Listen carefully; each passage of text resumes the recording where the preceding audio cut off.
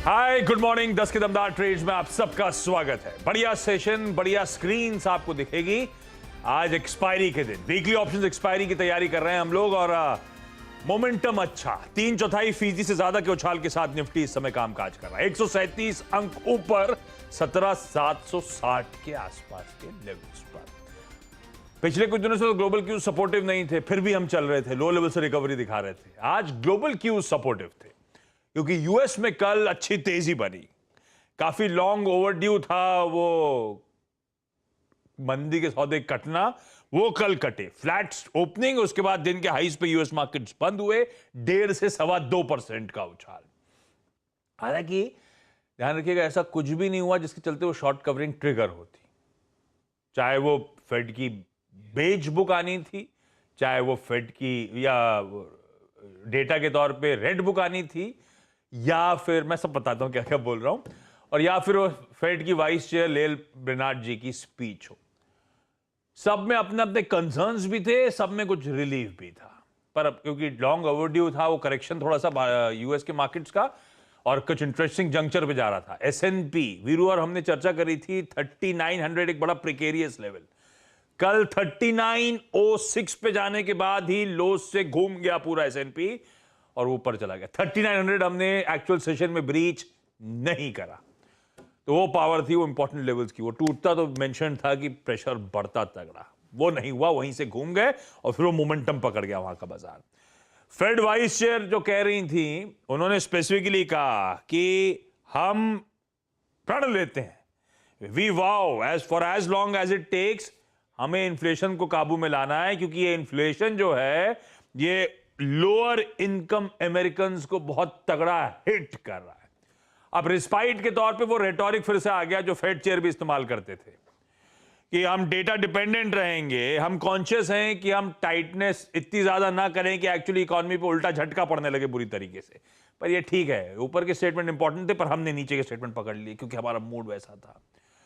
Fade की वो beige book, यानी कि हर एफओएमसी मीट से पहले 2 हफ्ते पहले फेड की 12 डिस्ट्रिक्ट्स का, यूएस की 12 डिस्ट्रिक्ट्स के हालात, इकोनॉमी के हालात, स्टेट्स के हालात वो सामने आते हैं। जो बेज बुक आई उस पे नेट था कि इकोनॉमिक एक्टिविटी अनचेंज्ड है, कोई स्लोडाउन शुरू नहीं हुआ है, पर उसके इंटरनल से 5 डिस्ट्रिक्ट्स में मॉडेस्ट ग्रोथ, 5 डिस्ट्रिक्ट्स में मॉडेस्ट सॉफ्टनिंग होना शुरू हुई है। तो नेट उनका कहना था कि इकोनॉमिक एक्टिविटी जस की तस ही नजर आ रही है। पर हमने वो सॉफ्टनिंग वाली बात, जो डिस्ट्रिक्ट सॉफ्ट हो रही है, वो बाजार ने ज्यादा तूल दे दिया था। तो actually glass half empty half full था, और इन डेटा पॉइंट से कुछ भी नहीं बदल रहा। फेड मीट में शायद 75 बेसिस पॉइंट्स, अभी भी स्ट्रीट वही डाइजेस्ट कर रहा है। ये सिर्फ रिलीफ रैली यूएस की थी, हम तो अपनी चाल एंजॉय कर ही रहे हैं। बढ़िया निफ्टी बैंक 1.25% के गेंस कल के अंडर परफॉर्मेंस के बाद, और अंडर परफॉर्मेंस निफ्टी के वीजा भी कुछ हद तक करेक्ट करने की निफ्टी बैंक कोशिश कर रहा है। 500 पॉइंट ऊपर इस समय ये पॉकेट ट्रेड करती हुई। लेकिन अब तक जो 45 मिनट का सेशन कल्मिनेट हुआ है, उसके बाद पहले वीरू से चर्चा कर लूं, फिर आपको और इंटरनल समझाऊंगा बाजार के। वीरू, सेशन अच्छा 17,772 आपने वो इंपॉर्टेंट थ्रेशोल्ड का है, अभी वहीं आसपास अटके हुए हैं। देखिए आशीष, चाहे आप आज के बायर हों, अब आप 750 या फिर अभी भी लॉन्ग होल्ड कर रहे हो, कल की पोजीशन आपके पास हो, एक्सपायरी डे पे गैप अप्स बहुत अच्छे तो नहीं होते, लेकिन बट स्टिल देखिए हमारे पास फोर्स क्या है इस वक्त। फोर्स है आशीष बैंक। आप और मैं जब बात कर रहे हैं इस वक्त मेरे स्क्रीन पे टिक्स आ रहे हैं, ICICI bank at all time high, और ये सब इस बात के समीकरण को उजागर करता है, बताता है, दिखाता है कि बैंक निफ्टी ह्यूज पोटेंशियल रखता है आज, with advantage of ICICI bank and HDFC bank के ये अपनी उस ट्रेजेक्ट्री को 40,040 को बाइसेक्ट करते हैं। तो अगर आप निफ्टी पे लॉन्ग है तो रहिए। यहाँ पे 772 के ऊपर, 17,772 के ऊपर 811 की पॉसिबिलिटी बहुत स्ट्रांग है। उसके लिए हमारे पास रिक्वायर्ड जो फोर्स जनरेट करने वाले स्टॉक्स हैं वो भी हैं। तो 72 के ऊपर 811 की पॉसिबिलिटी है, बट बैंक निफ्टी उसमें आशीष अहम भूमिका निभाएगा। अगर 40,040 10 से लेकर 11, 11 से लेकर 2 और 2 से लेकर 330 के बीच में कभी भी बाइसेक्ट होता है तो ये देगा expiry rated swing. Nifty bank का ट्रेड अबव 40,040, निफ्टी पे अगर लॉन्ग है तो रहिए। 811 की पॉसिबिलिटी है कि आपको मिल जाए आशीष। बढ़िया। अच्छा, कल के अच्छे मूव्स के बाद यूएस के फ्यूचर्स सुबह से फ्लैट ही हैं, पर इन ग्रीन फ्लैट हैं। ये देखें, हल्के शेड ऑफ ग्रीन आपको नजर आएगा, पर वो फ्लैट इस समय ट्रेड करते हो। तो वेडनेसडे की अच्छी रिबाउंड रैली के बाद इस समय वो अनचेंज टाइप कह लीजिए वहां के फ्यूचर्स। एक बार कंट्रीब्यूशन प्लेट दिखाइएगा स्क्रीन पे, किस तरह से वो आईसीआईसी बैंक, भारतीय एयरटेल वगैरह कंट्रीब्यूट कर रहे हैं। आज बढ़िया मूव्स आए हैं इंडिविजुअल स्टॉक्स पे। समय रहा तो आगे बातचीत भी कर लेंगे, लेकिन इन सब स्टॉक्स पे हम लोग पिछले शो से एक अच्छे ट्रेड्स राइड भी करते हुए आ रहे हैं। ये देखिए आपकी स्क्रीन पे आज के contributor. Banking major ICICI bank, technology major Infosys, telecom major Bharti Airtel, financials major HDFC limited. इस तरह के कॉन्स्टिट्यूएंट्स हैं जो दरअसल इस समय की मदद करते हुए, और इसीलिए आप देख रहे हैं 140 145 अंक मजबूत, 766 के लेवल्स पर बाजार। लाइए दोनों एक्सपर्ट्स को दिखाइए। आज हम लोग बातचीत करने वाले हैं इनक्रेड इक्विटीज के गौरव बिस्सा और ट्रेडर और मार्केट एक्सपर्ट अमित सेठ साहब से। गौरव जी, आज 3:30 बजे निफ्टी कहां समाप्ति देगा? देखिए, जो हिसाब से चल रहा है मुझे लगता है कि सब लोग बोल भी रहे हैं डीकपल्ड है, और जैसे आप शुरुआत में कह रहे थे हम अपनी चाल चलेंगे, तो यहाँ पे फिलहाल ऐसे रुझान खराब तो नहीं लग रहे। यहाँ पे जो key level to watch out for होगा आशीष जी, वो होगा 17,800 का, जहाँ पे अगर आप देखिएगा तो 2-3 दिन से एक राइटिंग हमको देखने मिली थी कॉल में। तो अगर यहाँ पे कवरिंग अगर अग्रेसिव हो रही है तो मुझे लगता है कि आज 17,850 भी टेस्ट हो जाएगा। तो स्ट्रक्चर खराब नहीं है, डिक्लाइंस में ऐड करने का ये है। अभी जो है वो एकदम हर्डल के आसपास में ही है, तो मैं थोड़ा डिप्स के लिए वेट करूँगा, या फिर अगर थोड़ी और शॉर्ट कवरिंग देखने मिलेगी कॉल ऑप्शन में तो मैं वहाँ पे बाई की सलाह दूंगा। मैं स्ट्रक्चर में जैसे मैंने कहा खराब नहीं है। बैंक निफ्टी जैसे वीरू जी भी चर्चा करते, आप भी कहते कि जो मेन है कंपोनेंट वो यही होने वाला है। 40,000 अगर होल्ड हो गया तो आज लगता है मुझे कि निफ्टी से बेहतर बैंक निफ्टी में जो है आपको ज़्यादा मोमेंटम देखने मिल सकता है। बैंक निफ्टी जो है 4250 4300 स्पॉट में ये एक बार टेस्ट कर सकता है। अच्छा, मेरा शुरू में तो इंटरेस्ट नहीं बना, देखा नहीं मैंने एक्सप्रेस को, लेकिन आशीष ने एमएनएम का जिक्र बार बार किया। ऑटो में आशीष पिछले 20 मिनटों में ओआई एडिशंस, अगर आप सिर्फ फिल्टर लगा के लास्ट 20 मिनट के ओआई एडिशंस को देखें तो अच्छे हुए हैं आशीष। मैं एक मेरे स्क्रीन पे बार बार, आपके भी इनफैक्ट अगर आप ट्रेडर है तो वो आ रहा होगा, Maruti at day high, TVS motors at day high, Motherson at day high. Auto में सब्सटेंशियल बाइंग नजर आ रही है। पहले एक काम कीजिए, निफ्टी ऑटो इंडेक्स लेके आइएगा, एग्जैक्टली क्या कर रहा है यहाँ पर उसको देखेंगे। मारुति 8862 पे मारुति क्या कर रहा है, एक सेकेंड जरा यहाँ पे मार्क करके देखता हूँ। मारुति अमित जी एग्जैक्टली इस वक्त अपने 20 डे एक्सपोनेंशियल मूविंग एवरेज को बाइसेक्ट करके टेंडेमा को बाइसेक्ट करता हुआ। आपकी राय, कोई ट्रेड बनता है क्या ऐसे स्टॉक में? फिर आप लोगों के ट्रेड्स पे आएंगे। एमएनएम भी डे हाई पर है इस वक्त। डेफिनेटली वीरेंद्र जी, सुबेरे से दो ही सेक्टर रेडार पे आ रहे हैं, auto and banks, they are doing well. Maruti जैसे कि आपने कहा, इनफैक्ट एक बेटर अपॉर्चुनिटी है क्योंकि स्टॉक में एक पुल बैक दिया 20 डेमा पे हमें मिल रहा है और ऑलमोस्ट 10 डेमा को क्रॉस करने वाला है। तो यहाँ पे अगर कोई लॉन्ग पोजीशन बनाता है तो risk reward point of view से भी काफी अच्छी अपॉर्चुनिटी है, तो इसमें लॉन्ग डेफिनेटली जाना चाहिए। 8862 का इसका करंटली प्राइस है। टारगेट्स लगभग रहेंगे 8950 के, और स्टॉप लॉस एक छोटा सा 8800 का रखूंगा। ऑटो, अच्छा, महिंद्रा एंड महिंद्रा की बार बार चर्चा कर रहे हैं, टीवीएस मोटर्स भी दिखा दीजिएगा। महिंद्रा महिंद्रा का तो शाम को लॉन्च है, टीवीएस मोटर्स का तो अभी दोपहर में लॉन्च है एक 2 व्हीलर का। ये भी स्टॉक बढ़िया कर रहा है, इसकी 12 बजे लॉन्चिंग है। तो लार्जली शायद अपाचे का एक्सटेंशन कोई एक और वेरिएंट आता हुआ, या देखते हैं क्या वो लॉन्च आता है। इनका भी लॉन्च शेड्यूल्ड है और इसके लिए प्रेस इनवाइट भेजी गई थी। चलिए अब जरा आज के 10 के दमदार ट्रेड जो एक्सपर्ट्स ने चुने हैं उन पे फोकस के ले जाए। उसके बाद देवेंद्र सर रेड्डी हैं, उनसे भी मार्केट्स पे, मैक्रोस पे हम लोग करेंगे चर्चा। गौरव, आज के प्रेफर्ड ट्रेड्स आपकी तरफ से।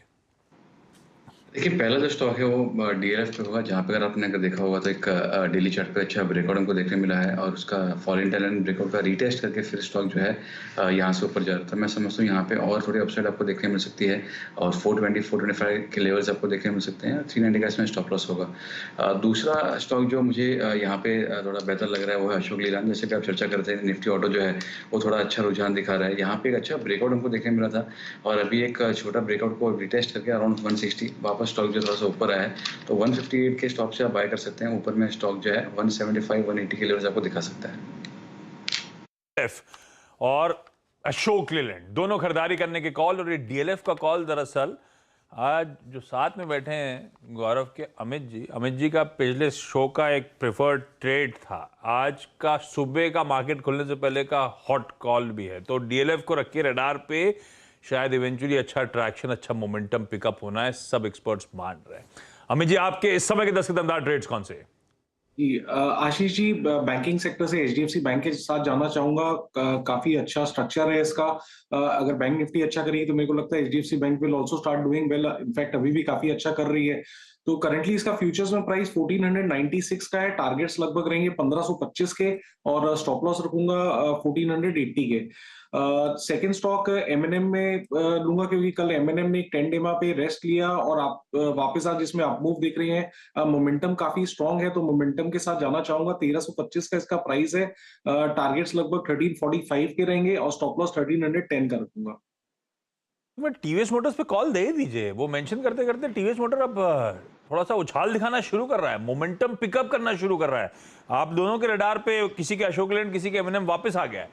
टीवीएस मोटर्स देखिएगा।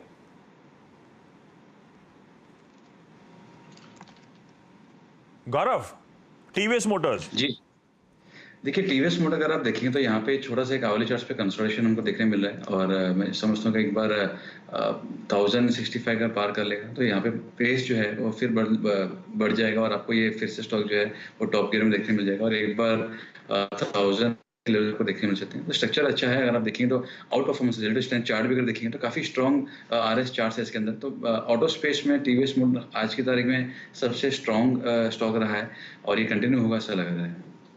बिल्कुल ठीक भैया, ऑटोज को रखिए रडार पे। आज के 10 के दमदार trades, DLF, Ashok Leyland buy call आता हुआ, एचडीएफसी बैंक और एमएनएम में भी खरीदारी करने का मन। ये हैं आज के प्रेफर्ड ट्रेड्स इस समय के। अच्छा, जो बाकी पॉकेट्स, एचडीएफसी बैंक चुना आपने स्पेसिफिकली, आईसीआईसीआई बैंक बहुत बढ़िया ट्रैक्शन दिखा रहा है, इंडसइंड बैंक देखिएगा स्क्रीन पे बहुत अच्छा मूव दिखाता हुआ, एसबीआई पिछले शो से चुना हुआ एक्सपर्ट का ट्रेड, उसमें भी बढ़िया आउट परफॉर्मेंस बनता हुआ नजर आ रहा है। तो banking as a space, Axis bank outperformance के आज थोड़ा सा लेगाट नजर आएगा, लेकिन वो भी अपने आप में 1% के आसपास के उछाल के साथ कामकाज करता हुआ वीरू बढ़िया है। एक दिन थके थे, अच्छे मौके शायद दे रहा था बैंक्स, और आज देखिए क्या बढ़िया outperformance banking as a space की तरफ से आता हुआ। अच्छा, इस बीच अच्छा वीरू मैं आता हूं आपके पास 10 के दमदार ट्रेड्स में। अब मार्केट बिग वॉइसेस की कड़ी में देवेंद्र सर आपको आपकी स्क्रीन पे नजर आएंगे। Devendra sir, good morning. ये हम लोग कार्स ऑटोज की चर्चा कर रहे थे देवेंद्र सर, ये ईवीज आजकल तो बज़वर्ड वही है, ये आपने भी अपनी पर्सनल फ्लीट में ईवीज का इंक्लूजन शुरू करा है क्या, और साथ में पोर्टफोलियो में भी ऐसा कुछ ईवीज का तड़का रखा है क्या? Good morning Ashish. Good morning. Electric vehicle के अंदर आई थिंक जो हिसाब से इंडिया का मार्केट के अंदर अभी जो टाटा के नए गाड़ी आए हैं, डेफिनेटली उसके अंदर आपको ध्यान देना जरूरी बनता है। बट जो मैं समझता हूँ टेक्नोलॉजी के साथ में बात करूँ तो I think today basically they are in to the version 1 kind of a segment, whereas in the world already EV segment के अंदर the cars have started coming in version 3 segments, जहाँ पे some of the advanced features have already started coming in. So from that perspective आपको शायद इसके अंदर add करना है। तो आई थिंक अगले साल 2023 में आई थिंक नए मॉडल्स मिलने शुरू हो जाएंगे। I think that will probably take you to the newer versions of the technology which is going to be significantly advanced technology as I understand. तो शायद वो समय के अंदर मेरे पर्सनल पोर्टफोलियो के अंदर ईवी व्हीकल के समावेश होने की संभावना है, ऐसा मैं मान के चलता हूँ। However, as far as investment market is concerned, investment market के अंदर हम हमेशा समय से पहले एक बार इन्वेस्ट करते हैं, तो उसके अंदर companies like Tata motor looks relatively more stable and more interesting. Even other commercial vehicle manufacturers like Ashok Leyland also I think looks quite convincing. क्योंकि कमर्शियल व्हीकल सेगमेंट के अंदर मेरा ऐसा मानना है कि I think the payback period for the customer is very very fast. I think if he is getting into the EV segment, तो सबसे पहले वहां जाने की चेष्टा करेगा। पैसेंजर व्हीकल सेगमेंट के अंदर I think Tata motors definitely once again leads the show, but I think there are new models that are coming in and those models would be I think quite interesting position in 2023. तो उसके ऊपर भी आपको ध्यान देना जरूरी बनता है। ओवरऑल आई थिंक आप देखिए ऑटोमोबाइल क्षेत्र के अंदर एक तरफ पैसेंजर व्हीकल के अंदर डिमांड अच्छी है, दूसरी तरफ कमर्शियल व्हीकल के अंदर डिमांड अच्छी है और फार्म इक्विपमेंट्स के अंदर अच्छे मॉनसून के बाद डिमांड उभर के आ रही है। तो मैं ऐसा समझता हूँ now the two wheelers have also started I think picking up because the rural economy has started bouncing back. तो मेरा ऐसा मानना है कि all these areas put together we are likely to see I think relatively better traction अगले 6 महीने के अंदर इन दी ऑटो सेगमेंट। और ऑटो के साथ में जुड़ा हुआ जो सेगमेंट है वो सेगमेंट है ऑटोमोबाइल एंसिलरी का और ऑटो फाइनेंस सेगमेंट जो NBFC and banks I think are operating. ये सेगमेंट को भी आपको ध्यान में देना है। वहां पे हम समझते हैं कि करीबन 20% के ऊपर का ग्रोथ आ सकता है अगले समय के अंदर। तो अगले 2-3 साल का व्यू लेके चलते हैं तो commercial vehicle first, then the passenger vehicle, and then the two wheeler. I think in that order, one would probably I think go for the auto company selection in the portfolio. Devendra ji, आपका two wheeler space में जो preferred या फिर stock कौन सा होगा, या फिर आप ऑर्डर क्या रखेंगे? अगर स्पेशली अगर आप मेरे ख्याल से ऑर्डर रखने में ज़्यादा कंफर्टेबल होंगे। आपने कहा रूरल इकोनॉमी का बाउंस बैक, लेकिन कल हम इनफैक्ट बजाज ऑटो के बारे में डिस्कशन कर ही रहे थे। बजाज ऑटो या फिर वो टू व्हीलर कंपनियाँ जिनका एक्सपोर्ट मार्केट काफ़ी स्ट्रॉन्ग था और बीते 3 महीने में जो हमारे पड़ोसी देशों में हो रहा है उससे उनके अगर आप देखें एक्सपोर्ट्स पे काफ़ी इम्पैक्ट पड़ा है। आपको लगता है कि ये बहुत शॉर्ट लिव्ड है या फिर इसका इम्पैक्ट पड़ेगा कुछ अर्निंग्स पे? टू व्हीलर्स में आपका ऑर्डर क्या रहेगा, picking order? So in a normal situation, I think company like Bajaj Auto remains I think absolutely convincing क्योंकि शायद कोई एक आधे मार्केट के अंदर इम्पैक्ट आते तो दूसरे मार्केट के अंदर आप टेक ओवर कर लेते हो क्योंकि they are exporting into more than 70 countries of the world.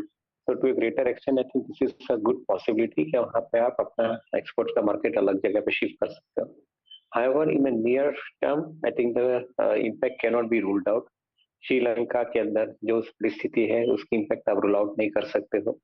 Similarly, I think in the other regions of the world, particularly I think in the European markets, markets like Italy, I think where I think the situation is becoming slightly more precarious at this point of time as far as I think economic growth is concerned. तो शायद वहाँ पे थोड़ा cloud रह सकता है। Of course, I think we'll have to see how exactly the company meets these kind of challenges. Overall, India market के अंदर companies like Bajaj Auto would definitely have better position, largely because of the fact that I think the models above 125 cc with the better roads, I think definitely are in good demand. So from that perspective, Bajaj Auto शायद I think better choice हो सकता है। But pure focus domestic market आप खाली देखना चाहो, and I think pocket wise distribute कर दो तो southern pocket के अंदर TVS and otherwise I think Hero would be the choice which one would like to see as far as I think the two wheeler per se is concerned. But जैसे मैंने बताया मेरा ज्यादातर preference as of now I think commercial vehicle रहेगा, followed by passenger vehicle and then two wheeler. ऐसा मेरा view रहेगा इस सेक्टर के अंदर। अच्छा देवेंद्र जी, अब आते हैं एक ऐसे स्पेस पे जो कि आई थिंक CY22 में अब तक पैसा बना के दे नहीं गया है, लेकिन थोड़ी सी अगर आप देखें यहाँ पर एक्टिविटीज़ बढ़ रही हैं अच्छी बुरी सब प्रकार की। मैं I am talking about pharma. I mean आप देखिए लास्ट अक्टूबर में ये इंडेक्स करीब 15,000 पे खड़ा था। Now we are hovering at 12,721। Pharma में आई मीन कुछ इश्यूज भी हैं। एक तो US FDAs के अगर आप देखें कंसर्न्स फिर से अगर आप देखें रोज़ बरोज़ आ रहे हैं, बट स्टिल अगर मैं सिर्फ अर्निंग्स के मद्देनज़र बात करूं तो इस बार की अर्निंग सीजन में सिप्ला बहुत स्ट्रॉन्ग नंबर्स देखी गया था। सर, फार्मा में आपका इंटरेस्ट इस वक्त किन किन स्टॉक्स में है, पिकिंग ऑर्डर क्या है आपका? तो ज्यादातर आई थिंक जो फार्मा कंपनी के अंदर एडवांस जेनरिक्स या कॉम्प्लेक्स जेनरिक्स या स्पेशलाइज्ड जेनरिक्स की बात करते हैं, ये कंपनी ये प्रोडक्ट के ऊपर काम कर रही है, उनके लिए मेरे ख्याल से आगे का समय अच्छा रहेगा। एंड जो प्योर जेनरिक कंपनी है उनके लिए प्राइस प्रेशर का दबाव रहेगा और उसके हिसाब से आई थिंक उनके मार्जिन के ऊपर भी थोड़ा इम्पैक्ट रह सकता है। बट द स्पेशलाइज्ड प्रोडक्ट्स जो कॉम्प्लेक्स जेनरिक्स हम बोलते हैं उनके लिए I think companies like Cipla, companies like Sun pharma, even companies like doctor Reddy, I think they should remain reasonably good position companies as far as I think the strength of the fundamental of these companies is concerned. On one side, they have got the new product launches coming up in this area of activity. On other side, I think they have got established market already in place. और जो specialised generics है उसके अंदर शायद USFD related जो pressure है वो comparatively कम है. So to a greater extent, I think that is one area where I would probably think is relatively safer. दूसरी तरफ मॉडल देखें तो कंपनीज लाइक बीवीज, कंपनीज लाइक लॉरस, कि जहाँ पे कॉन्ट्रैक्ट रिसर्च एंड मैन्युफैक्चरिंग का जो मॉडल है, क्रैम्स का मॉडल है, वो मॉडल आई थिंक डेफिनेटली एक श्योरिटी एंड सिक्योरिटी देता है. Because on one side they are basically suppliers to the formulation companies of the world, and on the other side they have got a pricing contract working in their favor. That means cost pass over का clause उनका contract में रहता है. तो मेरा ऐसा मानना है कि I think the mid tier pharma segment के अंदर Divi's and Laurus, because of their API and the CRAMS model that they follow, is a good choice. And I think the frontline pharma companies like Dr. Reddy's, Cipla and Sun Pharma would be a good choice in the portfolio. Devendra sir, आप आए हो, फिर एक बार थोड़ा सा markets की बात. ये अच्छे मूव्स, हम लोग को रेजिलियंस, वो इंडिया डी कपल, रोज अच्छा उछाल, डिप्स में बाइंग, पर असल में ग्लोब में हो क्या रहा है? रिसेशन के फियर्स और प्रोफाउंड होते चले जा रहे हैं. वो कल पाउंड आपने देखा होगा डॉलर के सामने किस तरह की हार्श बीटिंग झेल रहा था. वो दिखा रहा था किस तरह से कंसर्न्स यूके के बढ़ रहा है रिसेशन में जाने की. वो सब छोड़िए, कच्चा तेल देवेंद्र सर $140 वाला आज $90 के नीचे स्लिप हो जाता है और रोज गिरे चले जा रहा है, जबकि तमाम खबरें अच्छी आ रही हैं. वो दिखा रहा है किस तरह के फियर्स डिमांड साइड के नजर आ रहे हैं. इस रिसेशन के बीच में इस तरह का मार्केट का आउट परफॉर्मेंस कैसे रीड कर रहे हो आप? कितना कन्विक्शन आ रहा है अब इन लेवल्स पे जहां बाजार खड़ा हुआ है? आप लोग अभी भी फर्दर ऐड कर रहे हो, अभी भी एग्रेसिव टोन लेके चल रहे हो बाजार पे? आशीष, आई थिंक इंडिया की इकोनॉमी के लिए हम पॉजिटिव चीज पहले देखते हैं. हाँ. क्रूड के दाम कम होने से आई थिंक सबसे बड़ा एडवांटेज इन्फ्लेशन के ऊपर आता है. Inflation will come down both for industrial products as well as for the food products. So to a greater extent when the inflation comes down, आपका जो ब्याज के दर है, ब्याज के दर बढ़ेंगे नहीं, वो भी कम रहेंगे. ब्याज के दर कम रहते हैं और इन्फ्लेशन कम रहता है तो उसके हिसाब से कंजम्पशन बढ़ता है. तो कंजम्पशन बढ़ता है तो इंडस्ट्री के प्रॉफिट बढ़ता है. तो ये नजरिया देख के चलते हैं तो इंडस्ट्री का प्रॉफिट मेरे ख्याल से 20 से 25% के एवरेज ग्रोथ के साथ में अगले 3 साल में बढ़ने चाहिए. ये एक डेफिनेटली श्योर शॉट प्रोसेस दिख रहा है. सामने आपका जो करंट अकाउंट डेफिसिट है वो कम होएगा because you are spending lower amount of money in the import for the crude oil. और सबसे बड़ी चीज जो साइलेंट एडवांटेज है यहाँ पे, आपको रशिया के पास से क्रूड जो नीचे के दाम में मिल रहा है, आप करीबन नीचे के दाम से क्रूड लेके कंपनीज लाइक रिलायंस उनके रिफाइनिंग प्रोडक्ट्स के अंदर वो क्रूड को प्रोसेस करके एक्सपोर्ट करते हैं यूरोपियन मार्केट के अंदर पेट्रोलियम प्रोडक्ट्स. तो ये जो प्रक्रिया है उसके अंदर एक तो सस्ता भाव का क्रूड मिलना, उसके सामने रिफाइनिंग प्रोडक्ट्स यूरोपियन मार्केट में बेचना, और साथ में आपका जो रुपया का जो 70 और 80 के बीच में जो दाम चल रहा है वो रूपी करेंसी का आपको एडवांटेज मिल रहा है. तो all in all put together I would consider कि India is in a very sweet spot, very favourable spot. But उसकी एक नेगेटिव इम्पैक्ट अपने मार्केट के अंदर एक चीज आ सकती है. While all the positives are there as far as the country and the companies working are concern, but एक नेगेटिव इम्पैक्ट मार्केट में आ सकती है और वो नेगेटिव इम्पैक्ट समझना जरूरी है. जो ग्लोबली जिन्होंने क्रूड के अंदर अपनी पोजीशन बनाई है, फाइनेंशियल ट्रेडर है उसने बनाई है या स्ट्रेटेजिक बायर है उसने अपनी क्रूड के अंदर पोजीशन बनाई है, उनके लिए बहुत अच्छी न्यूज नहीं है. Because I think in their portfolio when the position is I think at a higher price and the stock crude prices goes down in such a rapid manner, तो वहां पे मार्क टू मार्केट एक बार उनके portfolio में आ सकता है. और वो मार्क टू मार्केट पोर्टफोलियो में आता है तो उसके हिसाब से आपको इक्विटी या दूसरे एसेट क्लास बेचने पड़ेंगे. तो वो बेचने की प्रक्रिया के अंदर ग्लोबली थोड़ा बहुत पैसिव फंड का इक्विटी के ऊपर प्रेशर आ सकता है, including India market equity. But जैसे मैंने बताया कि पॉजिटिव साइड स्ट्रांग है, नेगेटिव साइड डेफिनेटली है, उसको और अंदाज नहीं करना चाहिए. बट ये स्ट्रांग पॉजिटिव होने के कारण ग्लोबली जब भी सेल ऑफ आता है तो इंडिया मार्केट के अंदर इन्वेस्टर के लिए एक बाइंग अपॉर्चुनिटी बनती है. तो उसके ऊपर आप अपना ध्यान रख सकते हैं, विश्वास रख सकते हैं. Sir thank you so much बढ़िया तरीके से मार्केट समझाने के लिए और कुछ बढ़िया बातचीत में जो प्रेफर्ड स्टॉक आइडियाज हैं वो भी मेंशन करने के लिए. डायरेक्टर साहब, प्रोड्यूसर साहब स्क्रीन पे दिखाते रहेंगे. वीरू सवाल पूछिए कल वाला, उस पे उतरे क्या आप? जी हाँ, आज सुबह से अगर आप देखें एप्पल एप्पल एप्पल हाँ. एप्पल इसी की बात चल रही है. तो आइए एप्पल पे फोकस करते हैं. एप्पल का जो लोगो था, लोगो है, इनफैक्ट माफ कीजिएगा मैं शब्द सुधार कर रहा हूँ, एप्पल का जो लोगो है उसमें ये जो मुद्रा है, मतलब ये कटा हुआ खाया हुआ सेव जो है इसकी इमेज क्यों अपीयर होती है और इसके पीछे लॉजिक क्या है? इसके पीछे अगर आप देखें जो स्ट्रॉन्ग लॉजिक था वो क्या है, ये है आज का प्रश्न। आशीष, मैंने उत्तर पढ़े लेकिन बहुत रीजनेबल अगर आप देखें उत्तर पे नहीं पहुंच पाया तो मैं अपने आप को रेस्ट्रिक्ट करूंगा टिप्पणी करने से। बताइए आपने पढ़ा क्या और एक सबसे सेंसिबल और अच्छा और करेक्ट जवाब क्या लगता है आपको? मैंने ऐसी चेक करा कि कोई सब कहते हैं एप्पल सबसे ज़्यादा ग्लोबली जानी मानी कंपनी, सब प्रोडक्ट यूज़ करते होंगे, अजम्पशन ये था। ये अमित जी भी नहीं यूज़ करते और बिस्सा साहब भी इस्तेमाल नहीं कर रहे सब। फिर वीरू कह रहे मैं इतना महंगा नहीं लूँगा, तो एप्पल इतना सेल कैसे करता पता नहीं। लेकिन भाई ये इंटरेस्टिंग सवाल है। और भाई जिस कंपनी की आज चर्चा हुई, शिवानी ने बहुत डिटेल में समझाया, लॉन्च था, तो आज बड़ा एप्ट सवाल था वीरू का। और ये कंपनी जिसकी बात हो रही है one of the most successful company इस प्लैनेट की। और ये कंपनी एक समय ऐसा था जब स्टीव जॉब्स साहब ने गिव अप कर दिया था और उसके बाद इस कंपनी मतलब कंपनी दिवालिया हो रही थी। मिराकुलस रिटर्न हुआ उसके बाद और आज दुनिया की सबसे मोस्ट वैल्यूड कंपनी आपकी स्क्रीन पर। अब लोगों पे आता हूं। एप्पल का लोग एप्पल जानी जाती है वीरू अपनी ब्रांडिंग के लिए, और ब्रांडिंग की शुरुआत हुई थी इसके लोगो के साथ। और एप्पल का लोगो दरअसल ओवर द इयर्स ट्रांसफॉर्म हुआ और आज की डेट में one of the most iconic symbols है जो आपकी स्क्रीन पर। हुआ क्या था, जब इस कंपनी की शुरुआत हुई थी तो सबसे पहले तो स्टीव जॉब्स साहब ने बहुत क्लैरिटी रख रखी थी। उन्होंने उनसे जब पूछा गया था कि ये एप्पल क्यों, कंपनी का नाम भी एप्पल क्यों, तो बोले इसके पीछे आप लोग कितना भी डीप डाइव कर लें इसका कोई आंसर नहीं मेरे पास, मुझे सिर्फ ये फ्रूट पसंद आता था तो हमने सोचा एप्पल रख लेते हैं। तो उन्हें सिर्फ फ्रूट पसंद आता था। 1976 में एप्पल दरअसल 3 लोगों ने मिलकर शुरुआत करी थी, फाउंडर्स थे स्टीव जॉब, स्टीव और रोनाल्ड वेन।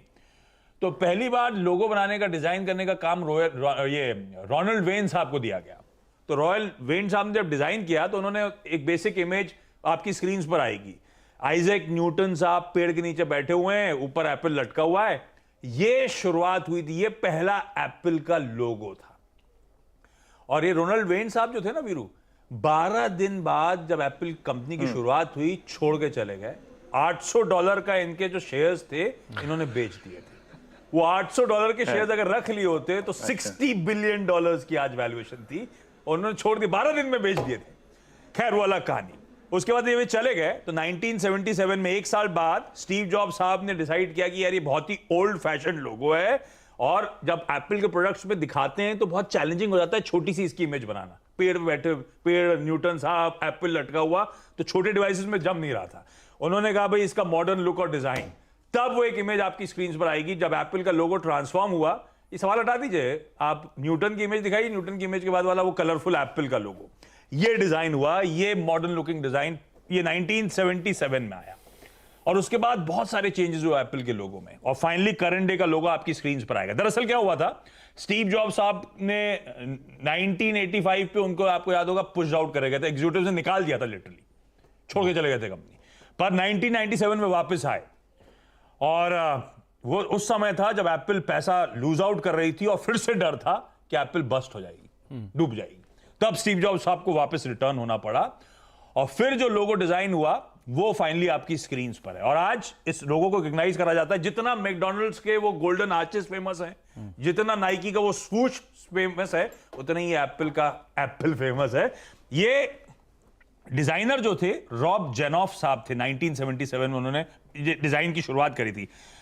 अब इसके पीछे की कहानी, ये एप्पल क्यों था, वो तो स्टीव जॉब्स साहब ने क्लियर कर दिया था। डिजाइनर साहब ने बताया कि ये एप्पल ऐसे खाया हुआ क्यों दिखा रहे हैं, क्योंकि लोगों को कंफ्यूजन ना हो कि ये कोई चेरी या कोई टमाटर तो नहीं है, तो इसीलिए खाई हुई बाइट से वो प्रूव करना चाहते थे कि भाई ये एप्पल ही है। तो इसीलिए वो खाया हुआ आपको वो इमेज आपकी स्क्रीन पे नजर आएगी। अच्छा, इसमें कई लोग कहते हैं बाइट यानी कि BYT, कंप्यूटर का बाइट, उससे भी लॉजिक है। ये इसका कोई क्लैरिफिकेशन नहीं है, कोई कंफर्मेशन नहीं है कि बाइट का। कंफर्मेशन डिजाइनर की तरफ से फाइनली आया था कि ये टोमेटो और चेरी ना समझे आप, इसीलिए एप्पल में ये बाइट हमने इनकॉर्पोरेट करी थी। इतनी पढ़ाई करवा दी आपने मार्केट के साथ साथ। इसमें एक चीज जवाब आशीष, ये एप्पल में जब दोबारा स्टीव जॉब्स साहब आए थे तब ये कंपनी ऑलमोस्ट बैंक्रप्सी पे थी। तो उस समय पर माइक्रोसॉफ्ट ने इनको सबसे बड़ा ऑर्डर दिया था उस समय का, $50 मिलियन का, और वो इनके सबसे बड़े राइवल थे। और उस समय पर स्टीव जॉब्स साहब ने कहा था कि ये ऑर्डर हम इसलिए भी ले रहे हैं कि वो राइवल होंगे लेकिन हमें इस समय इस ऑर्डर की ज़रूरत है। वो ऑर्डर लिया, वहाँ से टर्न अराउंड हुआ, और आज जितनी बड़ी एप्पल की मार्केट कैप है उतना इंडियन जीडीपी है। गजब है भाई साहब। और ये लोगो जो आज का है ना, व्हाइट, ब्लैक और सिल्वर, तीन ही कलर में आपको नजर आएगा हर प्रोडक्ट में। एप्पल के ईदर ऑफ द लोगो नजर आएगा। ये आंसर था। आज का सवाल दिखाएंगे स्क्रीन पे। मेरे ख्याल से तो वीरू आप भी देखिएगा, और जवाब समझ गए तो प्लीज दे मत दीजिएगा, गड़बड़ हो जाएगा मामला। ये कल आपसे पूछूंगा, आप सबसे पूछूंगा। डायरेक्टर साहब इमेज आइए स्क्रीन पर, सवाल दिखाइए। ये किस चीज की तस्वीर है और इसकी शुरुआत किसने की थी? फुल स्क्रीन पे ये इमेज दिखा दीजिए। ये किस चीज की तस्वीर है? जो पकड़ लेंगे उनको तो अपने बचपन की बहुत सारी मेमोरीज याद आने लगेंगी। फुल स्क्रीन नहीं दिखाना चाहते क्या? और किसने इसकी शुरुआत की थी? ये है आज का सवाल। ये मैं ट्विटर पे शेयर भी कर दूंगा थोड़ी देर में, हम लोग का हैंडल भी शेयर कर देगा। इस पे हम लोग कल बातचीत करने वाले हैं। आप सबका धन्यवाद जुड़ने के लिए। मानस का नहीं, मानस तो अभी जुड़े हैं, सुमित के साथ कंटिन्यू करेंगे। फुल स्क्रीन में इमेज दिखा दीजिए प्लीज। और आपके लिए शो टाइम पे छोड़ा है आज, ऑलमोस्ट 30 सेकंड पहले आप छोड़ के जा रहे हैं, हैं। लेकिन ये तस्वीर, इमेज आपकी स्क्रीन पर है, फुल स्क्रीन में, जहां आप देख सकते हैं कि ये क्या चीज़ है और इसकी शुरुआत किसने की थी। बहुत सारे लोगों की मेमोरीज से जुड़ी हुई है। इनफैक्ट इस पर बातचीत होगी कल, लेकिन अभी के लिए मार्केट्स में जो बढ़िया रफ्तार आज सुबह इंटरनेशनल क्यूज़ के दम पर देखने को मिली, वो अभी भी कैरी फॉरवर्ड हो रही है। और इंटरनेशनली अच्छे संकेत जो मिले थे वो निफ्टी में ट्रिकल डाउन इफेक्ट के तौर पे आप देख रहे हैं। 150 अंक ऊपर निफ्टी कामकाज कर रहा है। 17,760 का लेवल यहाँ पर देखने को मिला। निफ्टी बैंक तेज़ी में है, करीब 500 अंकों की तेज़ी निफ्टी बैंक के अंदर बनी हुई है, और 500 अंकों से ज़्यादा का उछाल सेंसेक्स में देखने को मिल रहा है। बाइंग है बैंक्स में, पीएसयू बैंक्स में, उसके अलावा आईटी जो कि कल से कैरी फॉरवर्ड कर रहा है। और लेकिन आज के लिए जो एक बढ़िया तेज़ी है पूरे पीएसयू इंडेक्स में आपको दिखाई पड़ेगी। पूरा पीएसयू इंडेक्स जो है वो ज़ोरदार तेज़ी में। पीएसयू बैंकिंग इंडेक्स 0.25% ऊपर, और पीएसयू इंडेक्स इंडिविजुअली भी काफ़ी अच्छी तेज़ी के साथ कामकाज कर रहा है। मानस मौजूद ही हैं, उनसे हम बातचीत करेंगे, सवालों को लेकर जवाब दिलवाएंगे आपके। लेकिन सबसे पहले देख लेते हैं हेडलाइंस।